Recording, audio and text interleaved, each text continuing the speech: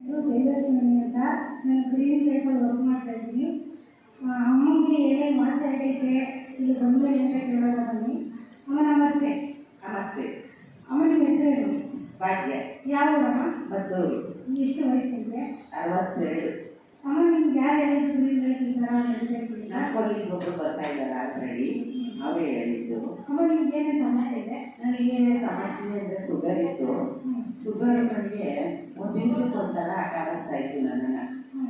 ನಾನು ಸುಮಾರು ಮಕ್ಕಳನ್ನ ಆಟ ಆಡಿಸ್ತಿದ್ದೆ, ಆದರೆ ಶುಗರು ನನ್ನನ್ನು ಆಟ ಆಡಿಸ್ತಾ ಇತ್ತು.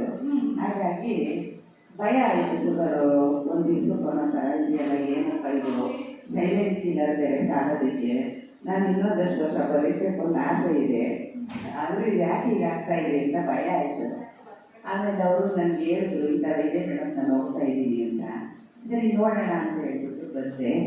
ಇವಾಗ 15 ಡೇಸ್ ಆಯಿತು ನಾನು ಬಂದು ತಗೋತಾ ಇದ್ದೀನಿ. ಬೆಳಿಗ್ಗೆ ಸಾಯಂಕಾಲ 3 ತಗೋತಾ ಇದ್ದೀನಿ. ಮಾತ್ರೆ ಶುಗರ್ ಮಾತ್ರೆನೂ ತಗೋತಾ ಇದ್ದೀನಿ ಊಟದ ಮುಂಚೆ. ಆದರೆ ಈಗ ಶುಗರ್ ಚೆಕ್ ಮಾಡಿಸಿಲ್ಲ, 15 ಡೇಸ್ ಆಯಿತು. ಅದೇ ಶುಗರ್ ಕಾರಣದಿಂದಾಗಿ ಸಿಕ್ಕಾಪಟ್ಟೆ ಮೈಕೈ ನೋವಿತ್ತು. ಈಗ ಮೈಕೈ ನೋವಿಂದಾಗಿ ಸರಿಯಾಗಿ ನಿದ್ರೆ ಬರ್ತಾ ಇರಲಿಲ್ಲ. ಇಲ್ಲಿ ಬಂದಮೇಲೆ ಮೈಕೈ ನೋವು ಕಡಿಮೆ ಆಗಿದೆ. ಆನಂತರ ನಿದ್ರೆನೂ ಕಡಿಮೆ ಮಾಡ್ತಾ ಇದ್ದೀನಿ. ಮನುಷ್ಯರಿಗೆ ಏನೇ ನಿದ್ರೆ ಒಂದು ಚೆನ್ನಾಗಿದ್ದರೆ ಆರೋಗ್ಯ ಚೆನ್ನಾಗಿರುತ್ತೆ. ಆದರೆ ನಿದ್ರೆನೇ ಇಲ್ಲ ಅಂದಾಗ ನಾವು ತಿಂದಂಥ ಆಹಾರ ಡೈಜೆಷನ್ ಆಗಲ್ಲ. ನಮ್ಮ ನಿದ್ರೆ ಮುಖ್ಯವಾಗಬೇಕಾಗಿರೋದು. ಹಾಗಾಗಿ ಈಗ ನಾನು ಚೆನ್ನಾಗಿ ನಿದ್ರೆ ಮಾಡ್ತಾ ಇದ್ದೀನಿ.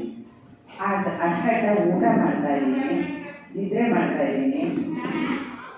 ಅಮ್ಮಂಗೆ ಫಸ್ಟು ನಿದ್ದೆ ಬರ್ತೀನಿ, ಇವಾಗ ನಿದ್ದೆ ಬರ್ತೈತೆ.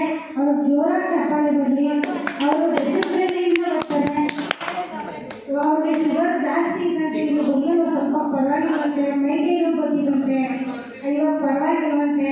ಪಾಪ ಸ್ಕೂಲಿಂದ ಗ್ರೀನ್ ಲೈಫ್ ಆಡಿಷನ್ ಮಾಡಿದ್ದಾರೆ. ಅವ್ರಿಗೆ ನೀಟಾಗಿ ಥೆರಪಿ ಸಿಗ್ತೈತೆ, ಹಾಗಾಗಿ ಅವ್ರಿಗೆ ಬೇಗ ರಿಸಲ್ಟ್ ಸಿಗ್ತೈತೆ. ಅವ್ರಿಗೆ ಜೋರಾಗಿ ಚಪ್ಪಾಳೆ ಬರಲಿ. ಅಮ್ಮ ಈಗ 1 ರೂಪಾಯಿ ಎಷ್ಟು ಭಾಗ ಕಮ್ಮಿ ಆಗೈತೆ?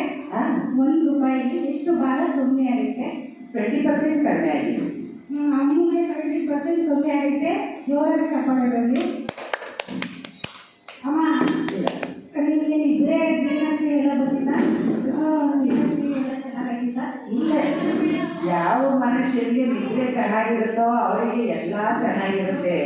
ನಿದ್ರೆನೇ ಮುಖ್ಯವಾದದ್ದು. ನಿದ್ರೆ ಇಲ್ಲ ಅಂದರೆ ಜೀರ್ಣ ಆಗಲ್ಲ, ಜೀರ್ಣ ಆಗಲ್ಲ ಅಂದರೆ ಆಹಾರ ಸೇರಲ್ಲ, ಆಹಾರ ಸೇರಲ್ಲ ಅಂದರೆ ವೀಕ್ನೆಸ್ ಆಗ್ತಾ ಇರ್ತಾರೆ. ಒಂದ್ರ ಜೊತೆಗೆ ಇನ್ನೊಂದು ಕಾಯಿಲೆಗಳು ಉತ್ಪತ್ತಿ ಆಗ್ತಾ ಇರ್ತವೆ. ಹೌದಲ್ವಾ? ಇವಾಗ ಮಲ್ಲಿಗೆ ತಗೋತಿದ್ದೀರಲ್ಲ, ಎಷ್ಟು ದಿನ ಆಯ್ತಮ್ಮ ತಗೊಂಡು? 15 ಡೇಸ್ ಆಯಿತು. ತಗೊಂಡ್ಮೇಲೆ ಏನು ಅನಿಸ್ತೈತೆ? ಅದೇ ಹೇಳಿದ್ರಲ್ವ, ಬೆಳಗಿನ ಜಾವ ಈ ಕತ್ತು ಇದು ಈ ನೋವು ಬರ್ತಾ ಇದ್ದಿದೆ. ಅದು ಕರೆಕ್ಟಾಗಿ 5 ಗಂಟೆಗೆ ನನಗೆ ನೋವು ಸ್ಟಾರ್ಟ್ ಆಗ್ತಾ ಇತ್ತು. ಇವಾಗ ನಾನು ಹಾಗೆ ಎದ್ಬಿಟ್ಟು ಏನು ಮಾಡ್ತಾ ಇದ್ದೆ, ಹಾಟ್ ವಾಟರ್ ಅದನ್ನು ಕೊಟ್ಕೋತಾ ಇದ್ದೆ.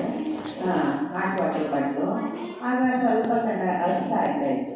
ಈಗ ಅದೆಲ್ಲ ಏನು ಕೊಡ್ಕೋತಾ ಇಲ್ಲ, ಅಂದರೆ ಏನು ನೋವು ಬರ್ತಾ ಇಲ್ಲ. ಇವಾಗ ಚೆನ್ನಾಗಿ ಮಾಡ್ತಾ ಇದ್ದೆ. ಅಮ್ಮ ಮಲ್ಲಿಗೆ ತಗೊಂಡಾದ್ಮೇಲೆ ಚೆನ್ನಾಗಿ ಬೆಳಿಗ್ಗೆ ಎದ್ದಷ್ಟು ನೋವು ಬಂದಿದೆ ಕತ್ತು. ಇವಾಗ ಕತ್ತು ನೋವು ಬಂದಿಲ್ಲ, ಐಸ್ ಕ್ಯೂಬ್ ಆಗ್ತಾ ಇಲ್ಲ. ಬರೀ ಜೋರಾಗಿ ಚಪ್ಪಾಳೆ.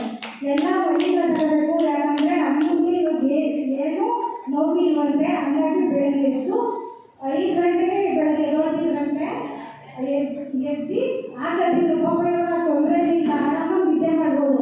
ಹಾಗಾಗಿ ಎಲ್ಲರಿಗೂ ಸಜೆಷನ್ ಮಾಡೋದು ಅಂದರೆ ಮಲ್ಲಿಗೆ ಕೈ ನಿಮ್ಮ ಥೆರಪಿಗೆ ತಗಕ ಮಲ್ಲಿಗೆ ತಗೊಂಡ್ರೆ ನಿಮಗೆ ಬೇಗ ರಿಸಲ್ಟ್ ಸಿಗುತ್ತೆ. ಆ ತಗೊಂಡ್ರೆ ಗ್ರೀನ್ ಲೈಫ್ಗೆ ಏನು ಹೇಳೋಕ್ಕೆ ಇಷ್ಟಪಡ್ತೀರಾ? ಗ್ರೀನ್ ಥೆರಪಿ ಒಂದು ಆರೋಗ್ಯ ಧಾಮ ಅಂತ ಹೇಳಕ್ಕೆ ಇಷ್ಟಪಡ್ತೀನಿ. ಆರೋಗ್ಯನೇ ಭಾಗ್ಯ. ಆರೋಗ್ಯ ಇಲ್ಲ ಮನುಷ್ಯನಿಗೆ ಏನೇ ಭಾಗ್ಯ ಇದ್ರೂ ಪ್ರಯೋಜನ ಇಲ್ಲ.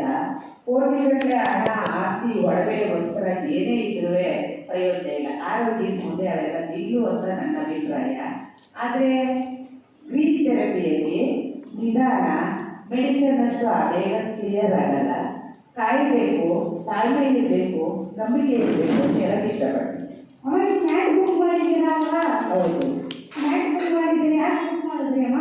ಇದರಿಂದ ನನಗೆ ಅನುಕೂಲ ಆಗುತ್ತೆ ಅಂತ ಅನ್ನಿಸ್ತು. ಇಲ್ಲೇ ತಗೋಬೋದಾಗಿತ್ತಲ್ಲ? ಇಲ್ಲ, ನಮ್ಮ ಮನೆಯವರಿಗೆ ಸ್ವಲ್ಪ ಪ್ರಾಬ್ಲಮ್ ಇದೆ. ಹಾಗಾಗಿ ಅವ್ರನ್ನ ಇಲ್ಲಿ ತನಕ ತಗೊಂಬರಕ್ಕೆ ಈಸಿ ಆಗುತ್ತೆ. ಅದಕ್ಕೋಸ್ಕರ ತಗೊಂಡ್ಬಿಟ್ರೆ ಮನೇಲಿ ಅವ್ರಿಗೂ ಆಗುತ್ತೆ ನಮಗೂ ಆಗುತ್ತೆ ಅನ್ನೋ ಉದ್ದೇಶದಿಂದ ಬುಕ್ ಮಾಡಿದ್ವಿ.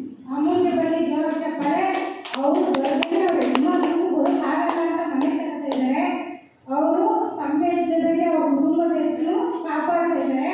ಅವರ ಜೋರಾಕ್ಷ ಪಡೆ ಬಗ್ಗೆ ಅಮ್ಮ ಮ್ಯಾಚ್ ತಗೊಂಡ್ರೆ ಬುಕ್ ಮಾಡೋದ್ರಲ್ಲಿ ಯಾಕಂದ್ರೆ ಸ್ಟಾಫ್ ಆಗಿ ಸರ್ ಆಗಿ ಸ್ಪೋರ್ಟ್ಸ್ ಮಾಡೋದ್ರ ತಗೊಳ್ಳಿ ಅಂತ ಸಜೆಷನ್ ಕೊಟ್ಟರು.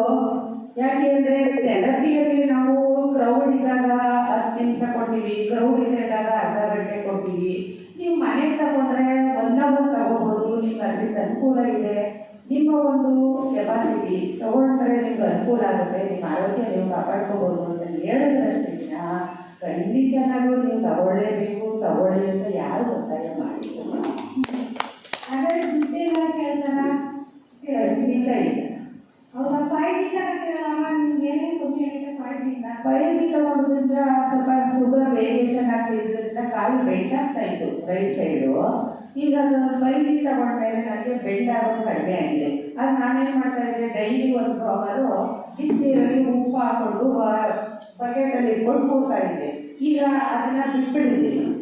ಬಿಸಿನೀರಲ್ಲಿ ಉಪ್ಪು ಹಾಕಿ ಕೂರ್ತಾ ಇಲ್ಲ ಇವಾಗ. ಯಾಕೆಂದರೆ ನನಗೆ ಕಾಲಿಂದ ಯಾವುದೇ ರೀತಿ ತೊಂದರೆ ಬರ್ತಾ ಇಲ್ಲ, ಆರಾಮಾಗಿದೆ ಕಾಲು.